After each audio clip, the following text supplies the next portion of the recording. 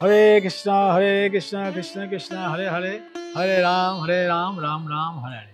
এই মহামন্ত্র আমরা সংকীর্তন করি এবং জপ করি, কিন্তু এই কীর্তন আমাদের শুদ্ধাচারে করা উচিত। অপরাধ শূন্য হয়ে লহ কৃষ্ণ নাম, কৃষ্ণ মাতা কৃষ্ণ পিতা কৃষ্ণ ধন প্রাণ। তো এই যে কৃষ্ণ মাতা কৃষ্ণ পিতা বলা হচ্ছে, এটা ভক্তদের চরম উপলব্ধি সাধনা করতে করতে, যে কৃষ্ণই মাতা কৃষ্ণ পিতা। কিন্তু কেন বলছি আমরা যে আজকে হচ্ছে পিতামাতা দিবস, ন্যাশনাল পেরেন্টস ডে, 27 জুলাই।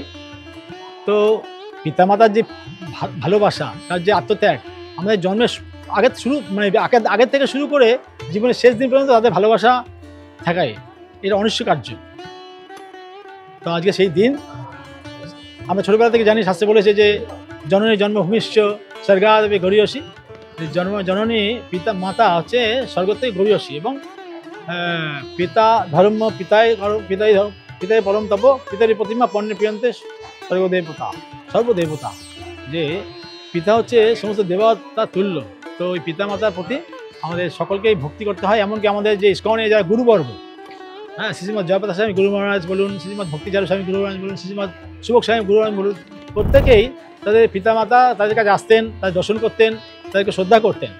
কিন্তু অনেকে যারা কনিষ্ঠ ভক্ত, তারা অনেক সময় মানে এমন ভাব দেখায় তখন পিতামাতার সঙ্গে সম্পর্ক রাখতে চায় না, কিন্তু সেটা ঠিক না। আমি দেখেছি শ্রীমৎ জয়প্রকাশ স্বামী গুরু মহারাজ তার মাতা আসতেন মায়াপুরে, তাকে শ্রদ্ধা ভক্তি করতেন। হ্যাঁ, তার পিতার নাম হচ্ছে জন হুবার্ট হার্ডম্যান, হ্যাঁ, এবং তার মাতার নাম হচ্ছে জন লরেন্স, হ্যাঁ, এবং তার নাম আগে সবাই জানেন আমরা, এই যে গর্ডন জন হার্ডম্যান। এই জন্য ছিল প্রভুপাদ বলতেন গর্ডন জন মানে কি, মানে গর্ডন জন, হ্যাঁ, গৌরধন বলতো। হ্যাঁ, তো দেখুন প্রত্যেকের জীবনে পিতামাতার মানে অবদান অনস্বীকার্য। এই জন্য আজ থেকে অনেক বছর আগে 1994 খ্রিস্টাব্দে আমেরিকার প্রাক্তন প্রেসিডেন্ট বিল ক্লিনটন, তিনি এই দিবসটা প্রতিষ্ঠা করেছেন, প্রস্তাব করেছিলেন, এবং তার সেনেটার হচ্ছে টেন্ট লন, তিনি এটা স্বাক্ষরিত করেছেন যাতে এটা আইনিত হয়। এবং তারপর থেকে এটা প্রতি বছর সারা পৃথিবীতে, শুধু আমেরিকাতে না, সারা পৃথিবীতে এটা পালিত হয়। যেমন আজকে পালিত হচ্ছে আমাদের ভারতবর্ষে। তো এই সমস্ত শাস্ত্রে শ্রীমদ্ ভাগবতমে গুরুর্ন শাস্ত্রাদি যে শ্লোকটা আছে, এবং বৈবর্ত পুরাণে বলা হচ্ছে যে পিতা মাতা সন্তানদের কৃষ্ণভক্তি প্রদান করে না, তাদেরকে সম্মান করো না। কিন্তু আমাদের বলা হচ্ছে যে অবশ্যই আমরা তাকে সম্মান করতে হবে।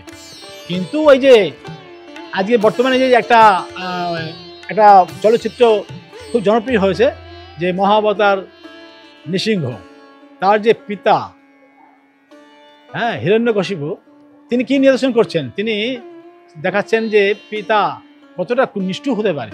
হ্যাঁ, তো সেরকম নিষ্ঠুর যারা পিতামাতা, তাদেরকে তো শাস্ত্রে অতটা মানে গ্লোরিফিকেশন করা হচ্ছে না। কিন্তু আদর্শ পিতামাতা কারা, যারা সন্তানদের মঙ্গল চায়, সন্তানদের যারা ভালো চায়, তাদের একটা কর্তব্য আছে। শ্রীমৎ ভক্তিচারু স্বামী গুরু মহারাজ এই প্রসঙ্গে বলেছেন। হ্যাঁ, তো তাদেরও কর্তব্য আছে যাতে তারা ভালোভাবে কৃষ্ণ ভক্ত হয়, তাদের কীভাবে আদর্শ মানুষ তৈরি হবে। হ্যাঁ, কিন্তু অনেক সময় মাতা দেখছে যে ছেলেরা যখন মন্দিরে যাচ্ছে, তখন মানে একটু বিমর্ষ হয়, তখন বলছে না, আর যদি ছেলে খুব স্মার্ট হয়, হ্যাঁ, অনেক মালা পরে, ভালো ড্রেস পরে যায়, সিনেমা হলে যায়, তো খুব গর্ব করে, জানেন তো আমার ছেলে খুব স্মার্ট।